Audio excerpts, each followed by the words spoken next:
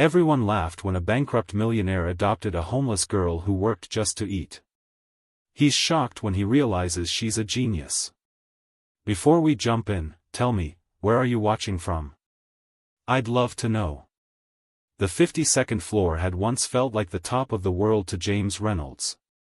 Now, as he gazed out over the Chicago skyline from his modest apartment window, it seemed like a cruel reminder of how far he had fallen. The twinkling lights of downtown financial buildings, one of which had once borne his name, now mocked him with their distant brilliance. James swirled the amber liquid in his crystal tumbler, the last of his collection of fine whiskies. Everything else was gone. The mansions, the cars, the yacht, the respect, all vanished in 6 devastating weeks when Victor Blackwood, his business partner of 3 decades and supposedly his best friend, had orchestrated the most elegant financial betrayal in recent memory. To empire builders, James whispered bitterly to the empty room, raising his glass in a mocking toast before taking a deep swallow, welcoming the familiar burn. The doctor's words from that morning echoed in his mind, "Your blood pressure is dangerously high, Mr. Reynolds. The stress is killing you." James laughed humorlessly. Of course it was. Watching 30 years of work dissolve overnight would stress anyone to the breaking point. The nightmares had been relentless, standing in the boardroom as shares plummeted, watching helplessly as Blackwood transferred billions to offshore accounts, the pitying glances from former employees as security escorted him from the building. James Reynolds, the financial genius who had built Reynolds Financial Group from nothing, reduced to a cautionary tale. He pressed his forehead against the cool glass, his reflection revealing a man he barely recognized. At 58, his once commanding presence had withered. Deep lines carved paths from his eyes to his jawline. His tailored suits hung in the closet, replaced by a worn sweater and slacks that better suited his new station. What legacy did I actually leave? He asked himself, voice breaking in the silence of his apartment. Numbers on a screen? Buildings with my name that will be rebranded within a year? What was it all for?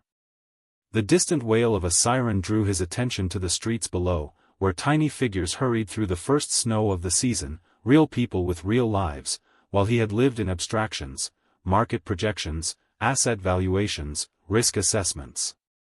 He had been so certain of his impact on the world. James drained the last of his whiskey, set down the empty glass, and made a decision. Tomorrow would be different. Tomorrow, he would step outside these walls that had become both refuge and prison. Tomorrow, he would remember what it meant to live in the real world again, not in the rarefied air where fortunes were made and lost with keystrokes. Little did James Reynolds know that tomorrow would change everything in ways he could never have calculated. The morning greeted Chicago with a relentless downpour that transformed the city streets into rushing rivers of gray. James pulled his worn coat tighter as he walked without purpose, letting the rain mask the tears he'd denied himself for weeks. His doctor would be pleased. He was at least outside. He almost missed her, a small, huddled figure beneath the awning of what had once been a bookstore. The child couldn't have been more than 8, sitting cross-legged on a piece of cardboard that did little to protect her from the damp chill.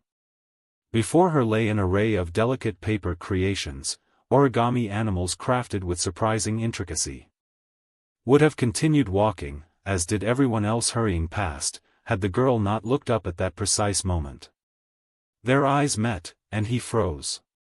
Hers were startlingly alert, possessing a depth that seemed impossible in one so young, intelligent, wary, and impossibly old. "Would you like to buy one, sir?" Her voice was clear and steady. No trace of the pleading Wine Street vendors often affected. "They're $1 each, but they'll last forever if you keep them dry." James found himself kneeling to examine her work. "Did you make these yourself?" "Yes, sir. The swan is the hardest, but the fox is my favorite." He picked up a small paper fox, marveling at the precision of its folds. "My name is James. What's yours?" "Sophia," she answered, her small fingers arranging her wares with businesslike efficiency. "Where are your parents, Sophia?" The girl's hands stilled momentarily. My grandmother is in the hospital. I'm taking care of things until she gets better. James noticed two men across the street watching them with unsettling interest. Something protective stirred within him, an unfamiliar sensation after years of corporate detachment. How much for your entire inventory? He asked suddenly. Sophia's eyes widened in surprise, then narrowed with childlike calculation. $23. I have 23 pieces today. He reached for his wallet, finding two $20 bills. Keep the change. You must be hungry. Would you like something to eat? Her hesitation lasted only seconds before she nodded, gathering her few belongings into a threadbare backpack with practiced movements. They walked to a nearby diner, and James watched in silent concern as Sophia devoured a sandwich, as if unsure when she might eat again. While she ate, she absently scribbled on a napkin. Glancing over, James was startled to see not childish doodles, but complex mathematical equations, formulations that, even with his financial background, he could barely comprehend. What are you working on there? He asked casually. Sophia quickly covered the napkin with her hand. Just numbers. They help me think. In that moment, looking at this small girl with extraordinary abilities, living on the edge of survival, something shifted in James Reynolds' broken heart. The world had more to offer than his self-pity. And perhaps, just perhaps, he had more to offer the world than he'd believed. As evening approached, James faced a dilemma he never expected. The rain had intensified, and Sophia had nowhere safe to go. I have an extra room, he found himself saying, surprising himself as much as the girl. It's just my office, but there's a sofa that converts to a bed. Sophia studied him with those unervingly perceptive eyes. Why would you help me? Most people just walk by. A fair question, one James wasn't entirely sure he could answer. Maybe because I know what it's like when the world walks by. That night, he improvised a bedroom in his home office, clearing financial documents from the pull-out couch. Sophia fell asleep almost instantly, clutching her backpack as if it might disappear. James stood in the doorway, watching the steady rise and fall of her small chest, overwhelmed by the strange turn his life had taken. The next morning, he called Rebecca Harper, a social worker who had frequently criticized his company's cold corporate policies during community board meetings. She arrived skeptical, but softened upon meeting Sophia. You understand this is highly irregular, Rebecca said as they spoke in hushed tones in the kitchen. I should be placing her in emergency foster care immediately. She needs stability, James argued. Her grandmother's in the hospital. This could be temporary. Rebecca's eyebrows rose. James Reynolds arguing for compassion over procedure. I never thought I'd see the day. Interviewed Sophia alone. The girl was forthright about her situation. Her grandmother had suffered a stroke 3 weeks ago. With no other family, Sophia had been surviving on her own rather than risk foster care. She's extraordinary, Rebecca admitted afterward. But the system has protocols. The system failed her, James countered. I'm requesting temporary guardianship while we locate her grandmother and assess the situation. 2 days later, they appeared before family court Judge Michaels, a man James recognized from charity functions in his previous life. The judge's surprise at seeing the former financial titan in his courtroom was evident. Mr. Reynolds, you're requesting temporary guardianship of a minor with whom you have no prior relationship? Yes, Your Honor. And what qualifies you for this responsibility? Your recent circumstances are well documented. James felt Sophia's small hand slip into his. The gesture, so simple and trusting, crystallized something in him. Your Honor, I would like to amend my petition, he said, his voice stronger than it had been in months. I'm seeking to adopt Sophia permanently. Gasps echoed through the courtroom. Rebecca's clipboard clattered to the floor. Judge Michaels leaned forward, genuine confusion crossing his features. Mr. Reynolds, this is highly irregular. What could a man who's lost everything possibly offer this child? James looked down at Sophia, then back at the judge. A second chance, Your Honor. For both of us. As they left the courthouse with temporary approval pending home studies and background checks, Sophia looked up at him. You didn't have to do that. I know, James replied, suddenly terrified and exhilarated by the path he'd chosen. But sometimes the decisions we don't plan are the ones that save us. The first weeks of their unlikely arrangement tested both James and Sophia in ways neither had anticipated. For a man accustomed to directing teams of financial analysts and having meals prepared by private chefs, the mundane challenges of parenthood proved humbling. What exactly constitutes a balanced breakfast? James muttered one morning, staring helplessly into his nearly empty refrigerator. Sophia silently appeared at his side, gently taking the carton of eggs from his hands. I can make scrambled eggs, she offered. Grandma taught me before she got sick. James watched as this tiny girl confidently cracked eggs into a bowl, her movements precise and practiced. His chest tightened with a mixture of admiration and sadness. You shouldn't have to cook for yourself, he said softly. That's my job now. Sophia shrugged. We all do what we need to do. The wisdom in her words, far beyond her 8 years, struck him deeply. That afternoon, he enrolled in a basic cooking class and ordered groceries to be delivered weekly. School presented another challenge. After assessment tests that left administrators wide-eyed, Sophia was placed 2 grades ahead, yet still appeared bored with the curriculum. When the phone rang during James' first attempt at making lasagna, he was greeted by a stern voice. Mr. Reynolds, this is Mrs. Winters, Sophia's math teacher. We need to discuss your daughter's behavior immediately. James felt a flash of protective anger he hadn't known himself capable of. What seems to be the problem? She publicly corrected my solutions during class and suggested an entirely different approach to solving the equations. It was quite disruptive.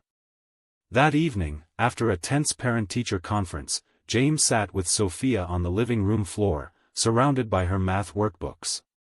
You can't just tell teachers they're wrong, Sophia. She looked down, fingers tracing patterns on the carpet. But the method she was teaching would take 14 additional steps for complex problems. I showed a way that's more efficient. James examined her workbook, finding her method not just correct but elegant in its simplicity. You're right, he admitted. But sometimes being right isn't enough. We need to find a better way for you to share your ideas. Nights brought their own difficulties. James would wake to heart-wrenching cries echoing through the apartment, finding Sophia tangled in sheets, fighting invisible demons. The first time, he froze in the doorway, completely unprepared. By the third night, he had learned to sit quietly beside her bed, his presence gradually calming her back to sleep. One morning, while changing the sheets, he discovered small hoards of food hidden beneath her mattress, crackers, cereal bars, apples carefully wrapped and preserved. I'm not going to let you go hungry, he promised when he gently confronted her about the hiding places. There will always be food here. Sophia nodded. But the next week, he found new caches in different locations. Trust, he realized, couldn't be built with mere words. The apartment slowly transformed. James cleared investment journals from bookshelves to make room for children's literature and advanced mathematics texts. A corner of the living room became devoted to art supplies for Sophia's origami. The refrigerator door, once pristinely bare, now displayed school papers marked with bright red A's. 6 weeks into their new life, James received another call from school. This time, it was the principal. Mr. Reynolds, we need to discuss Sophia's placement. Our educational psychologist has evaluated her work. And, well, frankly, we've never seen someone with her mathematical abilities. That afternoon, surrounded by educators and specialists, James listened as they explained what he had already begun to suspect. She doesn't just understand mathematics, explained Dr. Harrison, pushing his glasses up his nose. She sees patterns and connections that most mathematicians spend lifetimes trying to comprehend. She's not being difficult when she corrects her teachers. She simply sees more efficient paths that others miss. On the drive home, Sophia sat quietly in the back seat, her small legs swinging nervously. "Am I in trouble?" she finally asked. James caught her eye in the rearview mirror. "No, Sophia. You're extraordinary. We just need to figure out the right way to nurture that brilliance." That night, after tucking her in, James leaned against the closed bedroom door, overwhelmed by the responsibility he'd taken on. He had once managed billions of dollars and thousands of employees. Yet nothing had prepared him for guiding this remarkable child whose mind operated on a different plane. It wasn't just about providing food and shelter anymore. It was about creating a home where a genius could safely grow. The invitation arrived on heavy cream stationery, an unexpected ghost from James' former life. The Chicago Financial Foundation was hosting its annual charity gala, an event he had once chaired. In smaller handwritten script at the bottom. "James, it would mean a lot to see you there. Margaret." Margaret Chen had been one of the few board members who had stood by him, albeit quietly, during his downfall. The gesture touched him more than he expected. "We've been invited to a fancy dinner," he told Sophia over their breakfast of slightly burnt pancakes. She looked up, maple syrup dripping from her fork. "We? I'm not leaving you with a sitter. You're my daughter now." The word still felt new on his tongue, but increasingly right. "Besides, it's time we ventured back into society together." That Saturday, James dusted off his last remaining tailored dome suit, while Sophia twirled in a new navy blue dress they'd purchased for the occasion. As their taxi approached the glittering downtown hotel, he felt Sophia's small hand slip into his. "Are you nervous?" she asked, her perception uncanny as always. James managed a small smile. "Terrified." "Me too," she confessed. "But we have each other now." The ballroom fell into a hushed silence when they entered. James Reynolds, once king of this world, now returning as a dethroned monarch with a child from the streets at his side. Whispers followed them like shadows as Margaret approached, embracing James warmly. "I'm so glad you came," she said before kneeling to Sophia's level. "And this must be the remarkable young lady I've heard about." Dinner proceeded awkwardly but tolerably, until a familiar voice cut through the gentle hum of conversation. "Well, if it isn't the great James Reynolds gracing us with his presence." Victor Blackwood stood at their table, champagne flute in hand, his smile as sharp as broken glass. Though only 3 years younger than James, Blackwood looked a decade his junior, success having preserved rather than aged him. "Victor," James acknowledged, his hand instinctively moving to Sophia's shoulder.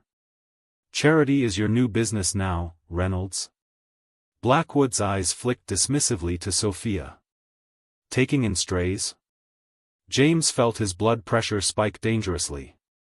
But before he could respond, the conversation around them shifted to a technical discussion of a new financial algorithm Blackwood's company was launching. "Our risk assessment model projects market vulnerabilities with 87% accuracy," Blackwood boasted to the table. "Revolutionary in predicting downturns." "Your variable is wrong," came Sophia's clear voice from beside James. The table fell silent. Blackwood's smile froze. "Excuse me?"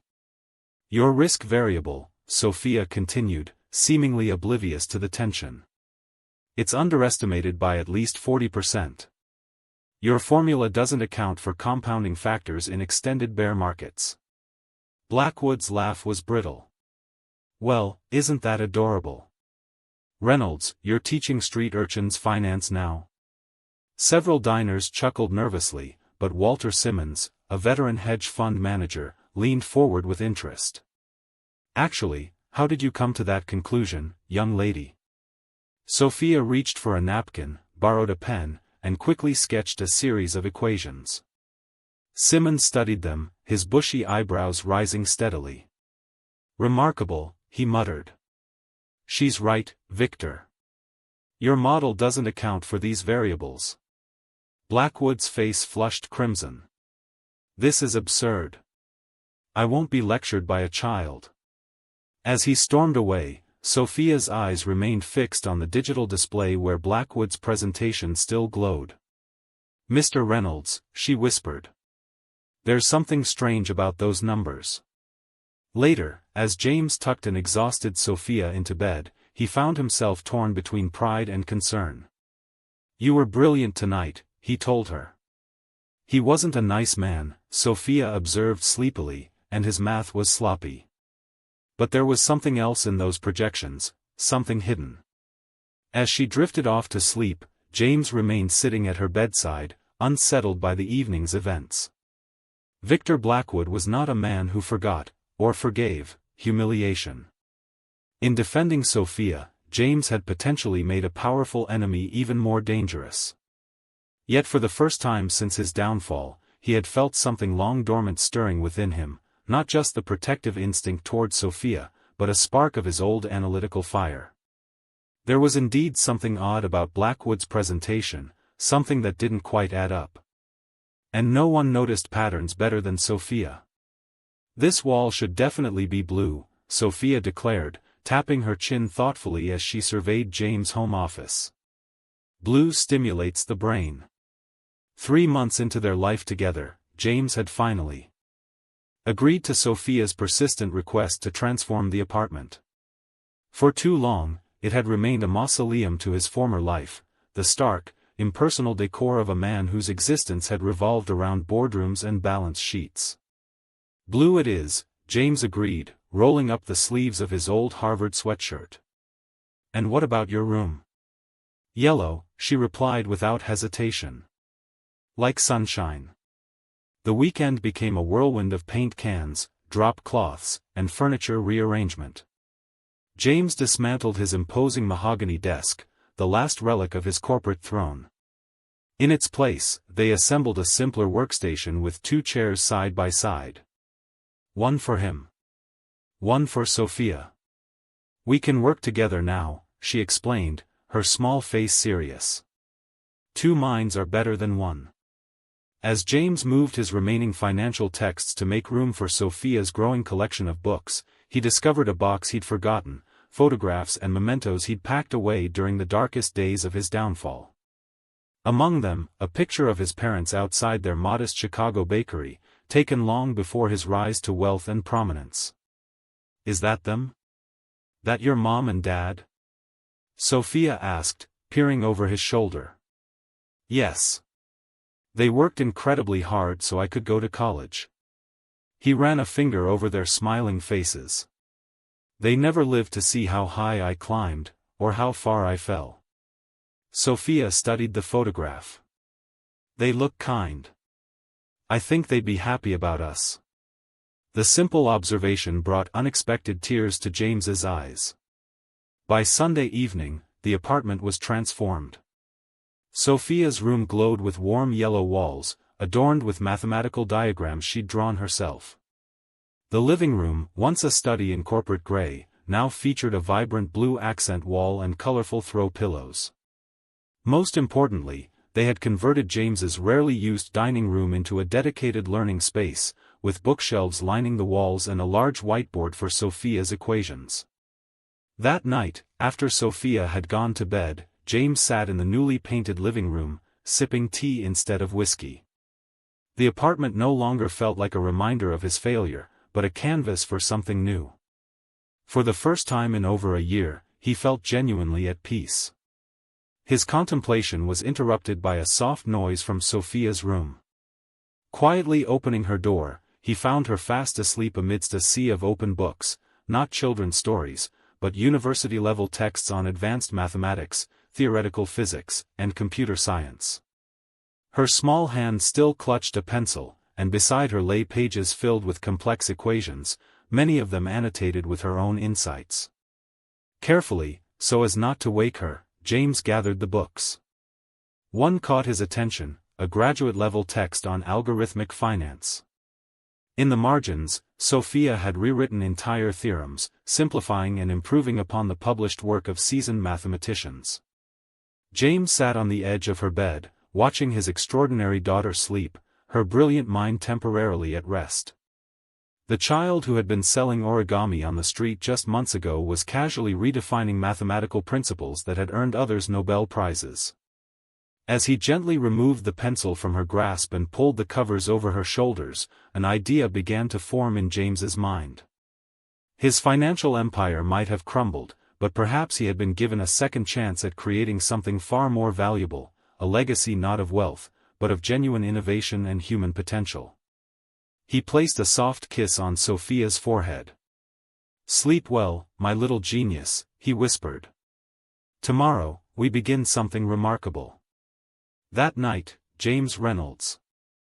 James slept soundly for the first time since his downfall, his dreams no longer haunted by what he had lost but illuminated by what they might build together.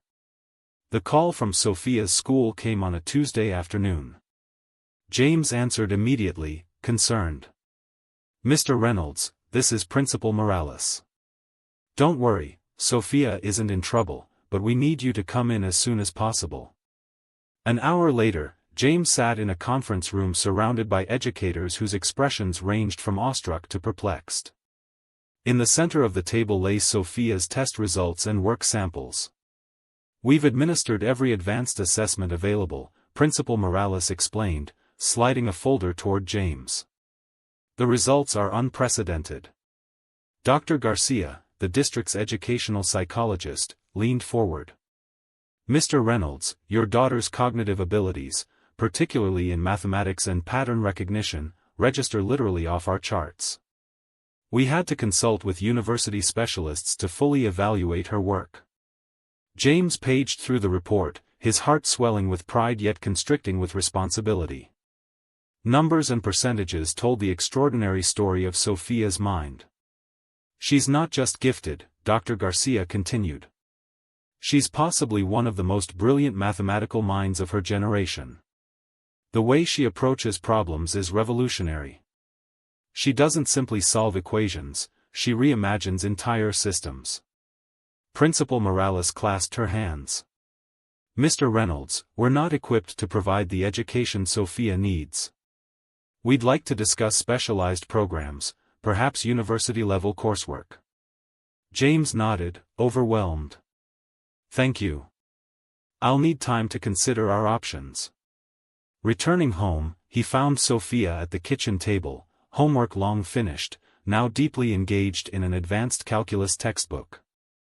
"How was your meeting?" she asked without looking up. "Enlightening," he replied carefully. "Sophia, why didn't you tell me how advanced your mathematical abilities really are?" She shrugged, suddenly looking every bit the 8-year-old she was. "I didn't want to be different. Not more than I already am." "Being different isn't a bad thing," James said gently. "It was on the streets," her voice grew quiet. "Standing out gets you noticed. Getting noticed isn't always safe." A protective ache tightened James's chest. "You're safe now. And your mind is a gift, not something to hide." After dinner, while Sophia was showering, James's curiosity led him to her room. With newfound understanding, he searched for clues to the full extent of her abilities. Under her bed, he discovered a cache of notebooks filled with equations, algorithms, and theoretical models far beyond anything he'd expected. One notebook particularly caught his attention, dated entries chronicling mathematical patterns Sophia had observed while living on the streets. She had developed complex formulas predicting pedestrian traffic flow at different times of day, weather conditions that optimized sales, and even algorithms calculating the most efficient locations for selling her origami. What had seemed like a child's desperate survival had actually been a genius applying advanced mathematics to the harsh realities of street life. When Sophia emerged in her pajamas, she found James sitting on her bed, notebook spread around him. "You weren't supposed to see those," she whispered, wrapping her arms around herself. "Sophia," James said, his voice thick with emotion. "These are extraordinary." "They're just numbers," she said, eyes downcast. Just ways to make sense of things. James held up a notebook containing pedestrian traffic patterns. This isn't just numbers. This is brilliant applied mathematics. You weren't just surviving by chance. She sat beside him, small fingers tracing the equations she'd created. People are predictable if you watch long enough. I calculated when the most generous people would pass by. Which corners had optimal visibility but minimal police presence? Which times had the highest foot traffic but lowest vendor competition? You created predictive models that Fortune 500 companies would pay millions for, and you did it to sell paper foxes. A ghost of a smile crossed her face. The Fox algorithm was particularly effective. James wrapped an arm around her shoulders. All this time I thought I was rescuing you, but your mind was already saving you in ways I couldn't have imagined. That night, long after Sophia had fallen asleep, James sat in their newly painted living room, a remarkable realization dawning. In the midst of losing everything he once valued, he had gained something priceless, not just a daughter to love, but a mind that might change the world. The true treasure, he now understood, had been hiding in plain sight all along, selling origami on a rainy Chicago street corner. Unable to sleep, James wandered through the quiet apartment, his mind racing with possibilities for Sophia's education. From the hallway, he noticed a blue light spilling from beneath the door of their shared workspace. He hesitated, then gently pushed the door open. Sophia sat hunched over his old computer, her small face illuminated by the screen's glow. Lines of code scrolled rapidly as her fingers danced across the keyboard with practiced precision. "It's past midnight," James said softly, causing her to jump. I couldn't sleep," she stammered, moving to close the program. "Wait." James approached, resting a hand on her shoulder. "What are you working on?" Sophia bit her lip, conflicted, then sighed. "I've been analyzing something. I wasn't sure if I should tell you." James pulled up a chair beside her. On the screen, complex financial data flowed through what appeared to be a sophisticated analysis program. "Where did you get this data?" he asked, recognizing fragments of trading patterns. "From public records of Reynolds Financial," she explained. "I've been studying the collapse." James felt his chest tighten. "Why?" "Because it didn't make sense." Her serious eyes met his. The mathematics wasn't logical. She pointed to the screen, where colorful visualization graphs displayed trading patterns from the months before his company's implosion. "See these patterns? They're not random market fluctuations. They're deliberate." Her finger traced a series of subtle anomalies. "Someone created an algorithm designed to trigger cascading failures in your company's risk management systems." James leaned closer, his financial expertise awakening after months of dormancy. What initially looked like market chaos now revealed itself as something more sinister, digital footprints of sabotage. "Blackwood," he whispered. Sophia nodded. "I think so. But that's not all." She clicked to another screen showing encrypted transactions. "I've been developing an algorithm to track hidden money flows. These transactions don't make sense unless..." "Unless what?"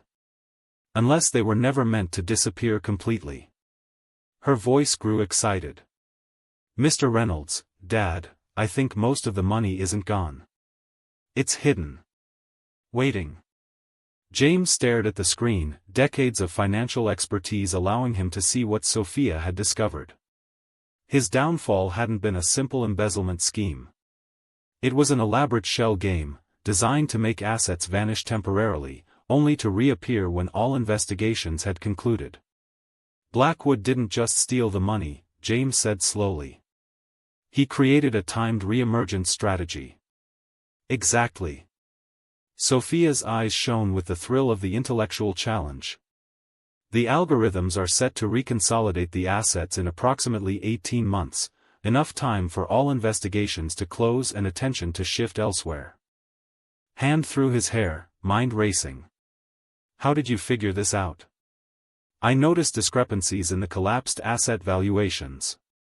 The mathematics didn't balance. She shrugged, as if it were obvious. Numbers always have to balance. And you created this tracking program yourself? She nodded. I've been working on it at night. It still needs refinement, but it's already identified several hidden transaction pathways.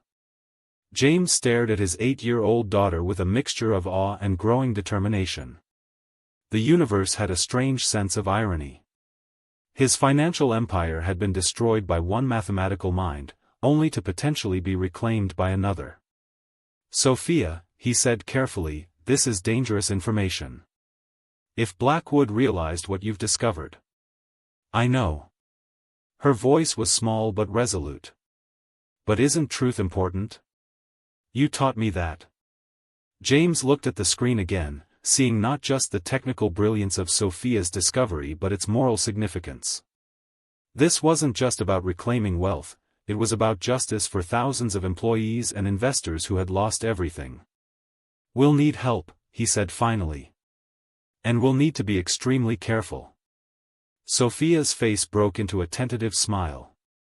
So we're going to do something about it? James nodded, a forgotten fire rekindling in his soul. Yes. Together. As dawn broke over Chicago, father and daughter remained huddled before the computer. Their shadows stretched long across the room, two minds united by mathematics, justice, and the unexpected bond that had transformed them both. A familiar electricity filled the air in the Reynolds apartment. The storage closet, once filled with forgotten financial memorabilia, had been transformed into a makeshift operations center. 3 large whiteboards lined the walls, covered with complex diagrams, timelines, and code segments.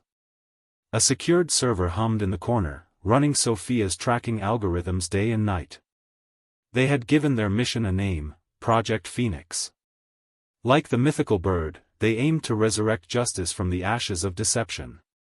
We need more processing power, Sophia announced one morning, her hair twisted into messy braids as she studied the latest algorithm outputs.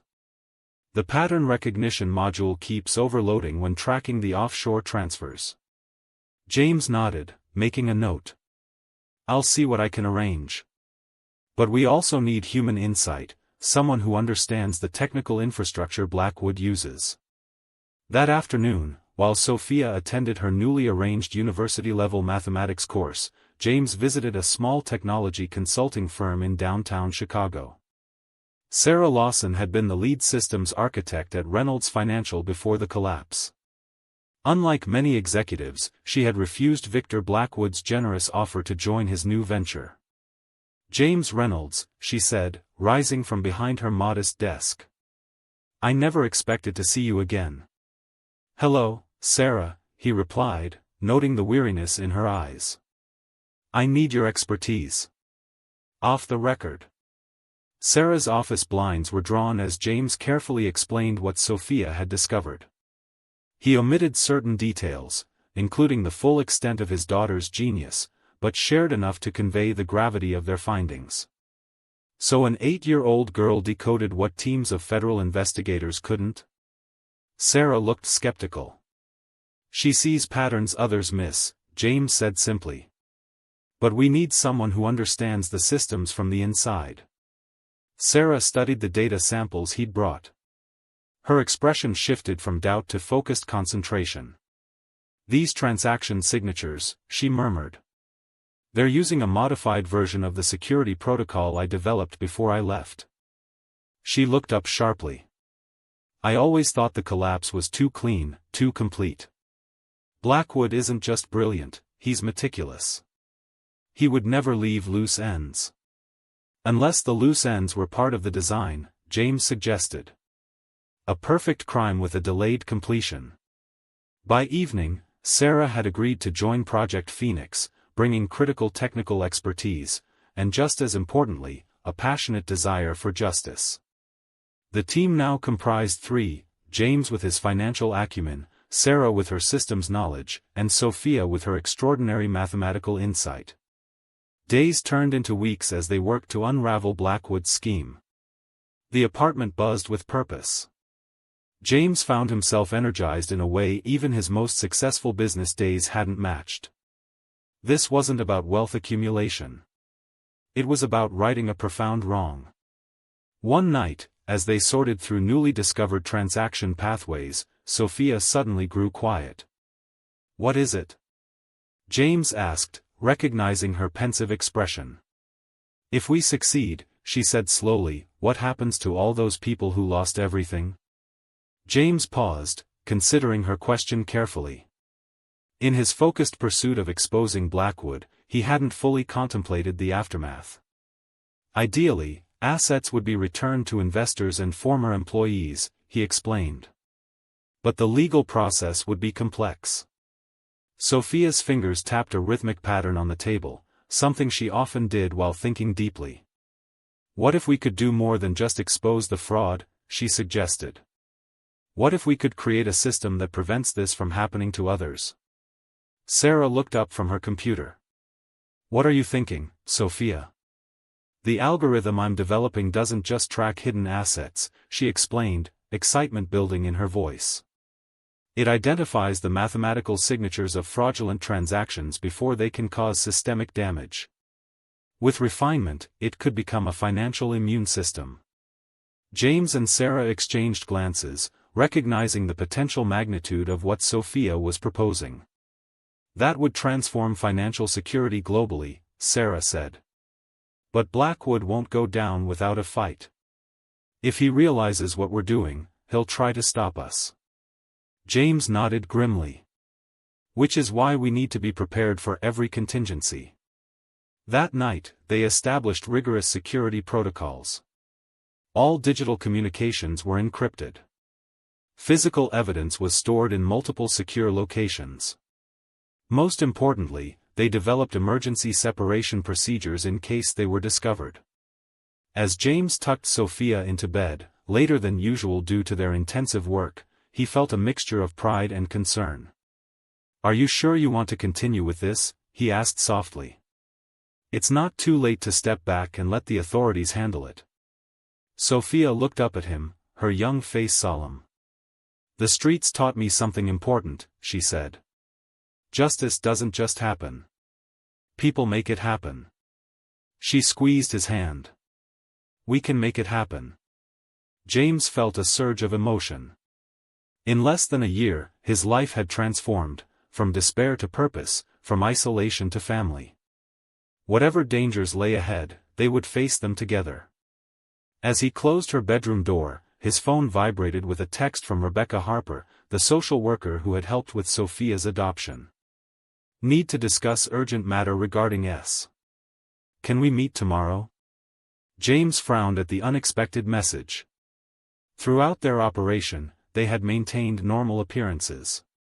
Rebecca's regular visits had continued without incident. What urgent matter could have arisen? Little did he know that Project Phoenix was about to face its first serious threat. The cafe James chose for his meeting with Rebecca Harper overlooked Millennium Park, offering both privacy and public safety. He arrived early, selecting a corner table with a clear view of all entrances, a precaution that had become second nature since beginning Project Phoenix. Rebecca arrived precisely on time, her usual professional composure slightly frayed. Her hair was pulled back severely, and dark circles shadowed her eyes. "Thank you for meeting me," she said, settling into her chair and declining a menu. "How's Sophia adjusting to her advanced coursework?" James maintained a pleasant expression while mentally noting Rebecca's unusual direct inquiry about Sophia's academic specifics, information he had deliberately kept vague in their regular reports. "She's thriving," he replied carefully. "What's this urgent matter you mentioned?" Rebecca's fingers tapped nervously on her coffee cup. "I've received some concerns about Sophia's living environment. Apparently, there are questions about unusual activities in your home." A chill ran through James. "What kind of activities?" "Electronic equipment. Irregular hours. Frequent visitors. A Ms. Lawson." Rebecca leaned forward. James, if you're involved in something that could jeopardize Sophia's well-being. Our home life is perfectly appropriate, James interrupted firmly. Sarah Lawson is tutoring Sophia in computer science. The equipment is for her education. Rebecca studied him for a long moment. I believe you. But I need to conduct an unscheduled home visit. Today, if possible. Something in her tone triggered James's internal alarms, honed through decades of high-stakes negotiations. Rebecca's request wasn't standard protocol, especially for a case that had been proceeding smoothly for months. Of course, he agreed pleasantly. But I'll need to clear my afternoon schedule. Would tomorrow morning work instead? Looking relieved, Rebecca nodded. First thing tomorrow. As they parted ways, James immediately called Sarah. We need to secure everything, now. Within an hour, James and Sarah had moved all sensitive materials related to Project Phoenix to Sarah's office. Sophia, returning from her university class, quickly grasped the situation. She's working for him, isn't she? Sophia asked, her perceptiveness startling the adults. We don't know that, James said, though his instinct suggested otherwise. That evening, while Sophia worked on homework in her room, James activated the small security system they'd recently installed. A discreet camera showed Rebecca Harper approaching their building, 12 hours before her scheduled visit. I knew it, Sarah whispered as they watched Rebecca skillfully pick the lock on their apartment door. On the security feed, they observed Rebecca systematically searching the apartment, photographing documents, and placing what appeared to be surveillance devices in strategic locations. When she entered Sophia's room, James tensed, but she merely glanced at the sleeping child before continuing her search. She's thorough, Sarah noted grimly. Professional, James nodded, a plan already forming. Let's return. I want to welcome our unexpected visitor properly. Rebecca's face drained of color when she emerged from the hallway to find James calmly seated in the living room, waiting. Working late, Rebecca? He asked quietly. James, I was concerned after our conversation and decided to save it. His voice remained controlled. The cameras caught everything. Her composure crumbled instantly. He made me do it, she whispered, sinking into a chair. Blackwood has evidence that could destroy my career. Documentation errors I made years ago. He threatened to expose me unless I helped him. Helped him do what exactly? Monitor you, she admitted. At first it was just regular reports, but recently he's become obsessed with Sophia, especially after the charity dinner incident. He keeps asking about her mathematical abilities, her routines, her schoolwork.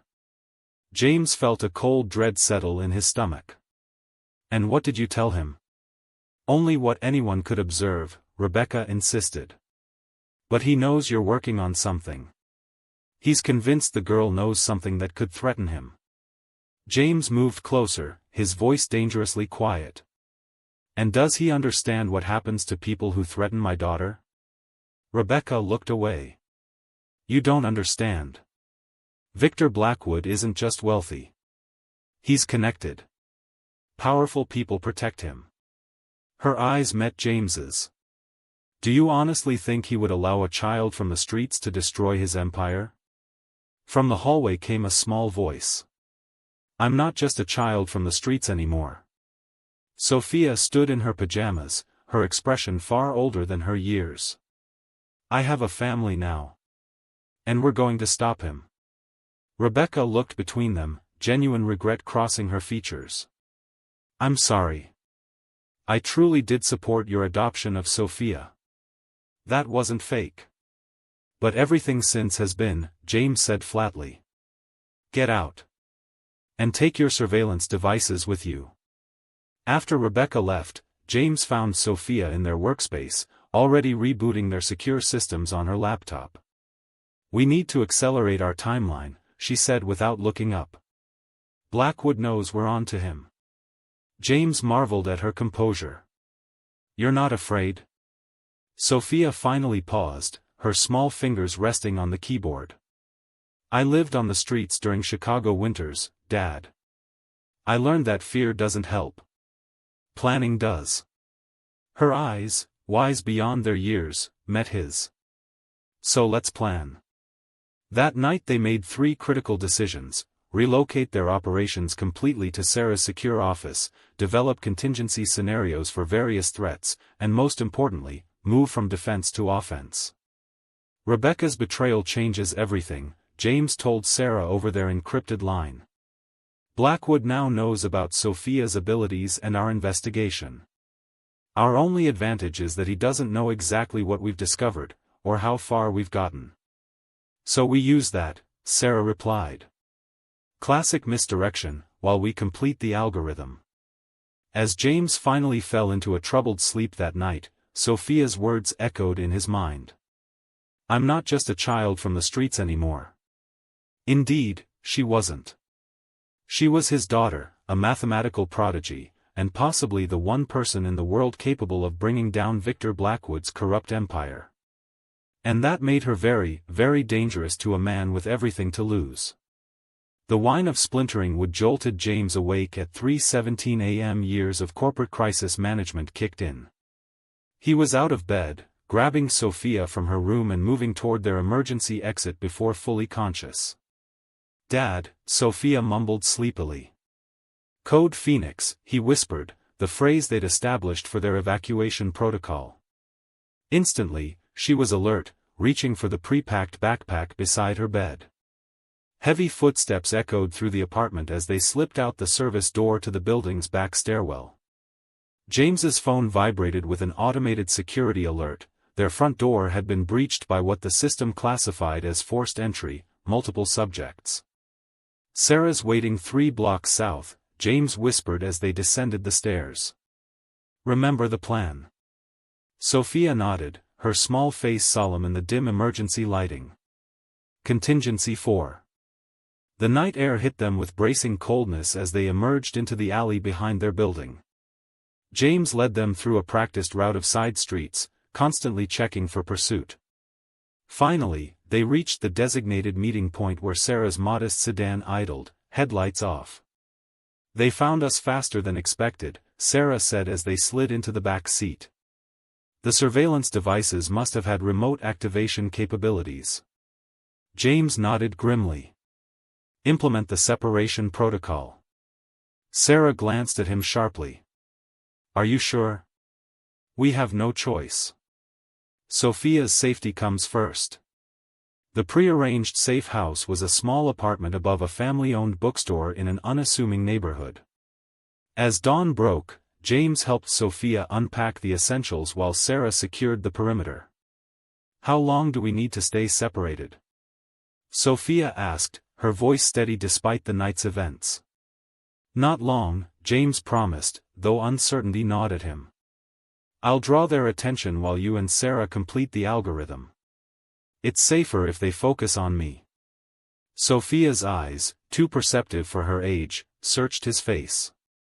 You're not telling me everything. James sighed, kneeling to her level. My blood pressure has been spiking again. The doctor warned me that another crisis could be dangerous. I need to know you're safe. He couldn't finish the sentence. Sophia threw her arms around his neck. You have to take your medication. Promise me. I promise, he whispered, holding her tightly. The separation was harder than he'd anticipated. James established himself in a conspicuous downtown hotel, making calculated appearances that would draw Blackwood surveillance away from Sophia. Meanwhile, she remained with Sarah, working tirelessly on the algorithm while continuing her education remotely. They maintained communication through an ingenious system Sophia had devised, mathematical problems posted on a forum for young prodigies that contained embedded messages decipherable only to someone with their specific shared knowledge. 2 weeks into their separation, the pressure finally broke James' tenuous health. During a meeting with a financial journalist, part of their misdirection strategy, crushing chest pain drove him to his knees. He awoke in the cardiac unit of Chicago General Hospital, monitors beeping steadily around him. His first conscious thought was of Sophia. Had their communication system been compromised by his hospitalization? Would she think he had abandoned their plan? With trembling hands, he reached for the hospital tablet, accessing the mathematics forum.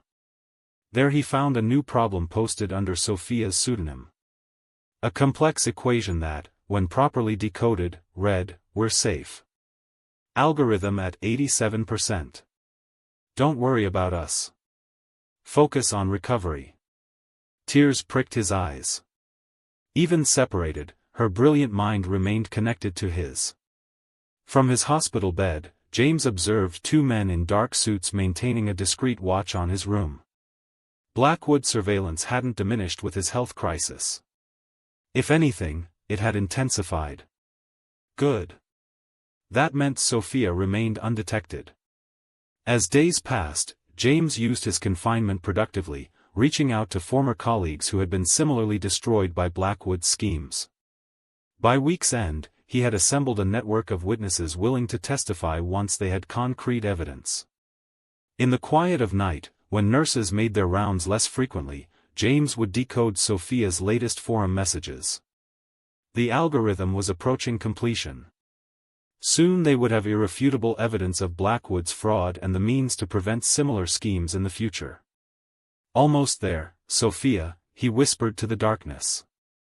Stay safe, just a little longer. Released from the hospital with strict orders to minimize stress, advice his cardiologist delivered with ironic timing, James moved forward with the next phase of their plan. 3 weeks of separation from Sophia had been necessary but painful. Their reunion, carefully orchestrated at Sarah's office after hours, was brief but emotional. You look terrible, Sophia observed bluntly, her small hands checking his face as if assessing a mathematical problem. Hospital food, James replied with a weak smile. Though the real culprit was constant anxiety for her safety. Sarah spread documents across her conference table. Sophia's algorithm is complete. It's not just effective, it's revolutionary. Sophia beamed with quiet pride. It can trace the hidden assets with 94% accuracy and identify the original fraud patterns retroactively. Which means we can prove what happened, James said, paging through the technical specifications. But proof isn't enough. We need to force Blackwood's hand. The strategy they devised was audacious. James would return to the financial world publicly, using the cover of a consulting position at a small but respected firm. His presence. His actions would make Blackwood nervous. His actions would make him reckless. 2 days later, James entered the Chicago Financial Center for the first time since his downfall. The whispers followed him through the lobby. The ghost of a disgraced titan returned to haunt familiar hallways. He received exactly the reaction they'd anticipated. Within hours, Blackwood's surveillance team doubled. He's watching, James confirmed that evening during their secure call. Now, let's give him something to see. The annual Investment Strategies Conference provided the perfect stage.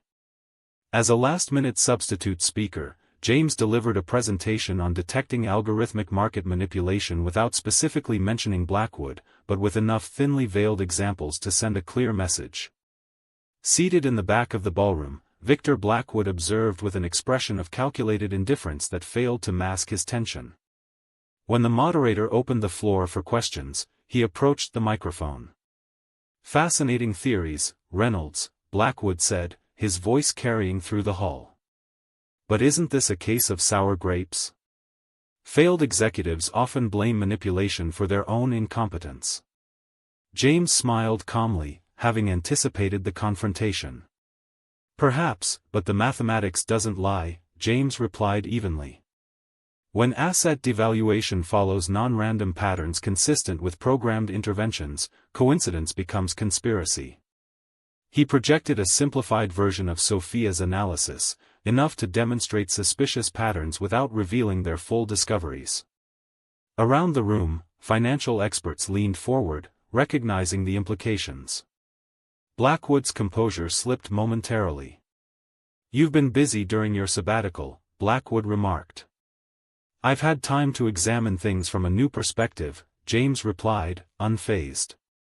Children often see patterns adults miss. The reference to Sophia was deliberate, a message that Blackwood alone would fully comprehend. As the session ended, Blackwood cornered James near the exit.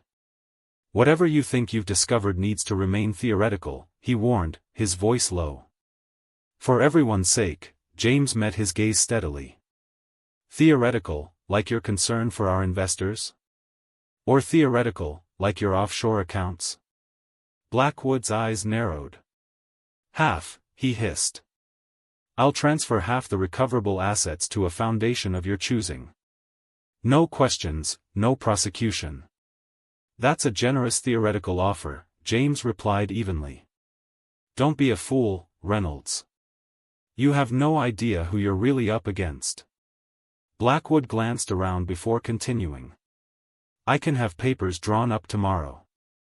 50% is better than nothing, which is what you'll have if you continue this crusade. The trap was set. With Blackwood now scrambling to move assets, Sophia's algorithm perfectly tracked each transaction, capturing irrefutable evidence of both the original fraud and the current attempted cover-up. That night, in their secure communication, James relayed the confrontation. He offered half, he explained. Tried to make it sound generous.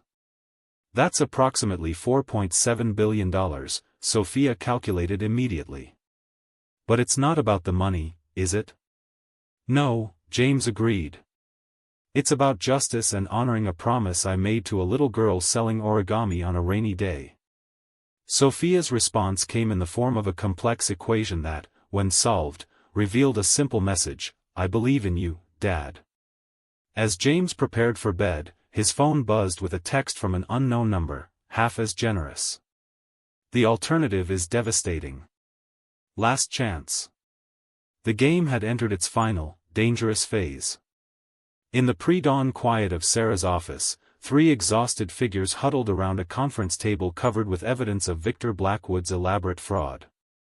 After weeks of separation, the complete team had reunited to prepare for what could be their final, decisive move. Let me verify I understand correctly, Sarah said, pushing her glasses up her nose. Blackwood has offered to quietly return half the stolen assets, roughly $4.7 billion, with no prosecution, no publicity, no admission of wrongdoing? That's the offer, James confirmed, watching Sophia as she methodically organized printouts of transaction records. Despite the late hour, her focus remained unwavering. We could accept, Sarah pointed out pragmatically. Take the money, establish the foundation you've discussed, help thousands of people, walk away safely. James nodded slowly. Yes, that's an option. But it's not justice. Sophia interjected without looking up from her work. The other half would still represent thousands of lives damaged, people who lost homes, savings, retirements. She finally raised her eyes to meet her father's. And Blackwood would remain free to do it again. There's also the matter of your algorithm, Sarah added. Goes far beyond tracking Blackwood's fraud. It could fundamentally transform financial security worldwide. The room fell silent as the weight of their decision settled around them. The offered settlement would solve their immediate problems. James and Sophia could live comfortably, fund educational initiatives, and avoid the dangerous confrontation looming before them. But the alternative, full exposure, carried risks along with its potential rewards. Blackwood's threat of devastating consequences wasn't empty rhetoric. He had powerful allies who had benefited from his schemes. Going public meant facing not just legal challenges, but potentially physical danger. I need to speak with Sophia alone, James said finally. When Sarah had stepped out, he sat beside his daughter, taking her small hands in his. Sophia, I want you to know something important, he began. Whatever decision we make, I am already immensely proud of what you've accomplished. Your brilliance, your courage, your moral clarity, they humble me daily. She squeezed his hands. But you're worried about what happens if we refuse his offer, he said. Yes, he admitted. Blackwood has resources we don't fully understand. The risks are real. Sophia considered this thoughtfully. On the streets, I had to make choices every day. Where to sleep, who to trust, when to hide. The hardest lesson wasn't about survival. Her eyes, reflecting wisdom beyond her years, held steady. What was it about? Keeping who you are while surviving. Anyone can survive if they're willing to become something they're not, she continued. The real challenge is surviving with your soul intact. James felt emotion tighten his throat. When did you get so wise? I had a good teacher, she replied with a small smile. A man who could have walked past a little girl selling origami but chose to see her instead. They sat in companionable silence for several minutes, the decision crystallizing between them without further words. When Sarah returned, their path was clear. We're going public, James announced. Full disclosure, complete evidence, no deals. Sarah nodded, not surprised. I figured as much, but there's something else we need to consider. She opened her laptop, displaying a complex analysis of Sophia's algorithm. This isn't just a tool for exposing Blackwood. With proper development, it could become a financial safeguard, an early warning system against similar frauds worldwide. Sophia leaned forward, excitement brightening her tired eyes. You mean implemented as an open-source protocol for regulatory agencies? Exactly, Sarah confirmed. Instead of just punishing one criminal, we could protect millions of future victims. The implications were staggering. What had begun as a personal quest for justice had evolved into something with potentially global impact. Sophia's mathematical genius, born from street survival and nurtured through her bond with James, could transform the very foundation of financial security. That would be a true legacy, James said softly. Better than buildings with your name on them? Sophia asked, a hint of teasing in her voice. He smiled, remembering his former obsession with emblazoning the Reynolds name across Chicago's skyline. Infinitely better. As dawn broke over the city, they finalized their strategy. The evidence would be presented simultaneously to federal regulators, key journalists, and international financial oversight committees. Sophia's algorithm would be offered as an open-source solution with proper safeguards to prevent its misuse. The foundation they had discussed would still be established, but with a different purpose, supporting financial literacy and providing resources for victims of fraud, particularly those without voices in the system. There's no going back once we do this, James cautioned as they prepared to leave. Blackwood will use every resource to discredit us. I know, Sophia replied calmly. But on the streets, I learned another important lesson. She zipped up her backpack full of evidence, her expression resolute. The scariest threats come from people who don't want you to realize your own power.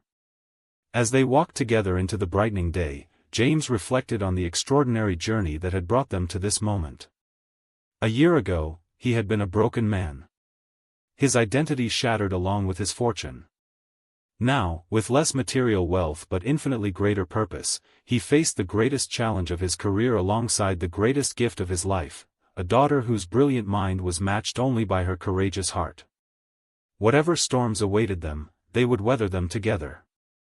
The Securities and Exchange Commission's Chicago office was not accustomed to receiving visits from disgraced former CEOs accompanied by 8-year-old girls.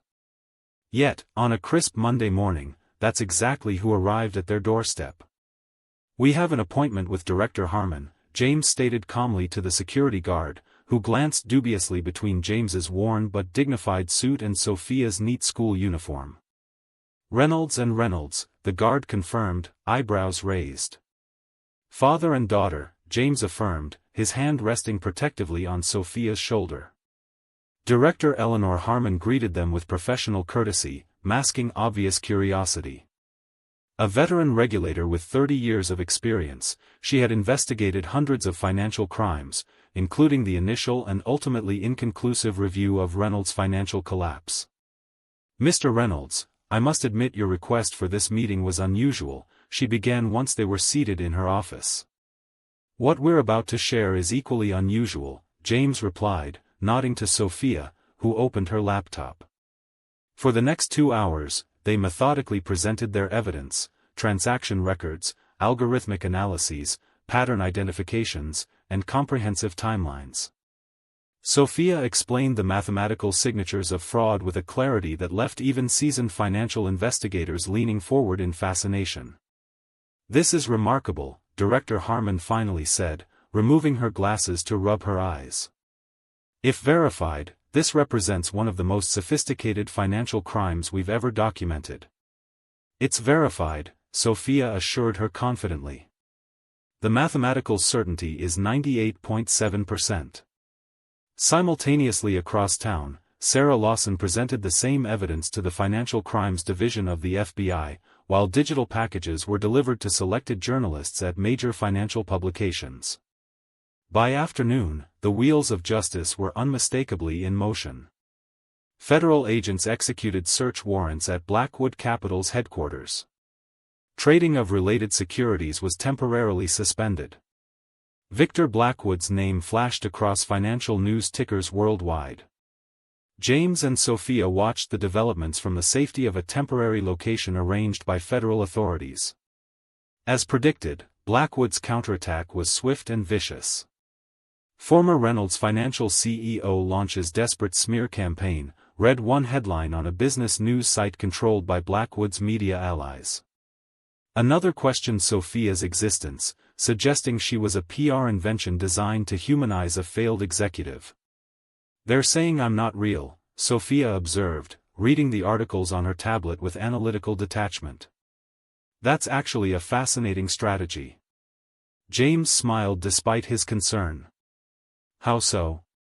"It indicates they can't attack the mathematics itself," she explained. "If they could disprove our evidence, they would. Instead, they're trying to discredit the source." By evening, the story had evolved beyond Blackwood's ability to control.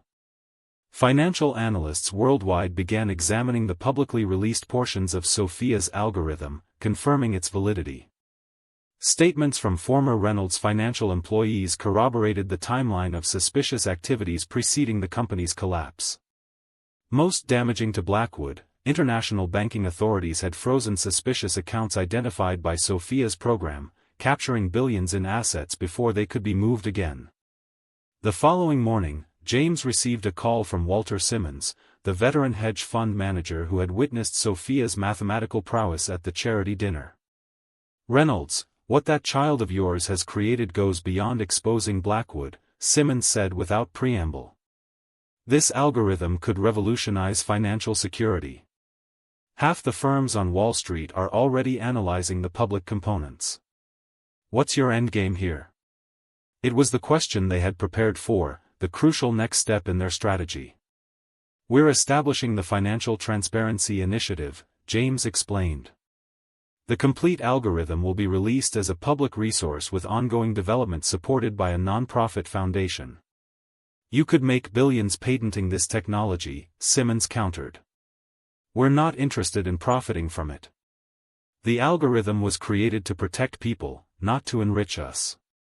The street won't understand that logic."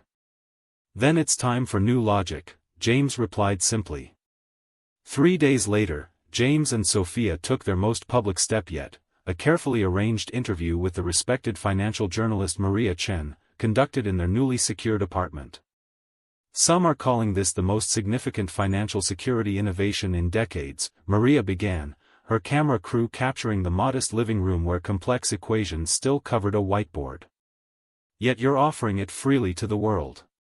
Why?" James looked to Sophia, encouraging her to answer. "Because mathematics doesn't belong to anyone," she explained, her voice clear and confident. "It's a universal language that helps us understand patterns and protect people. Keeping it private would defeat its purpose."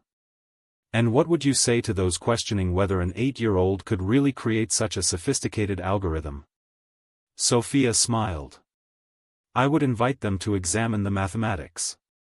Numbers don't care how old you are.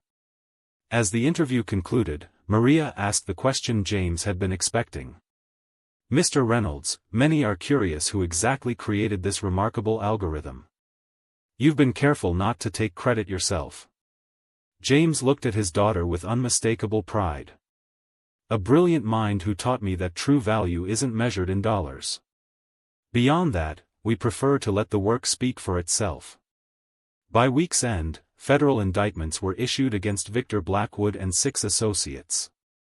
International financial regulators had implemented preliminary versions of Sophia's detection system, already identifying suspicious patterns in 3 unrelated cases. Most significantly, nearly 70% of the assets stolen from Reynolds Financial had been located and frozen, with legal proceedings underway to return funds to former investors and employees. That night, as Sophia completed her advanced mathematics homework at their kitchen table, James received a text message from an anonymous number. "This isn't over, Reynolds." He deleted it without comment, choosing instead to focus on the remarkable child before him and the extraordinary future they were building together. 1 year later, James and Sophia stood on the sidewalk where they had first met. The winter air carried the same chill, but everything else had changed. "Hard to believe it was right here," Sophia said, looking at the spot where she had once displayed her origami creations. At 9 years old now, she stood a little taller, her posture reflecting the confidence of a child who knew she was both loved and valued. "Sometimes the most important moments happen in the most ordinary places," James replied, his hand resting gently on her shoulder. Behind them rose the newly established headquarters of the Reynolds Foundation for Educational Innovation. Funded with a portion of the recovered assets from Blackwood's fraud, the foundation had already launched programs for mathematically gifted children from disadvantaged backgrounds, providing opportunities that might otherwise never have existed. Victor Blackwood was serving the first year of a 15-year sentence for securities fraud, money laundering, and obstruction of justice. His empire had crumbled, but more importantly, the financial safeguards developed from Sophia's algorithm had been implemented in markets worldwide, already preventing 3 major fraud attempts. "You could have just given me a sandwich that day and kept walking," Sophia observed as they made their way back to the foundation building. "Most people would have," James smiled, remembering the broken man he had been, isolated, bitter, defined by his losses. "I thought I was saving you," he said softly. "I never realized you would save me." The lobby of the foundation featured a simple display case. Inside, carefully preserved, was the first origami fox Sophia had sold him, alongside a framed printout of the first line of code from her groundbreaking algorithm. Beneath them, a small plaque read, "Extraordinary solutions often come from unexpected places." In Sophia's new advanced mathematics class at the university, professors who had initially been skeptical of a child prodigy now regularly sought her insight.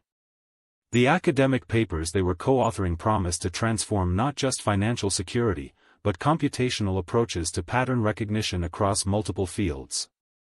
"Dad," Sophia said as they entered his office overlooking the Chicago skyline. "Do you ever miss your old life? The money, the power, the buildings with your name on them?" James considered the question seriously. "I miss certain comforts," he admitted. "But not the emptiness that came with them.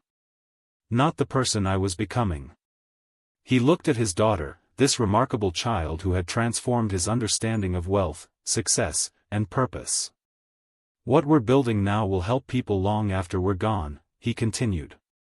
"That's a legacy worth having." Sophia nodded thoughtfully. "I've been working on something new," she said, pulling a notebook from her backpack. "An extension of the algorithm that could help identify children with exceptional mathematical abilities, especially in underserved communities."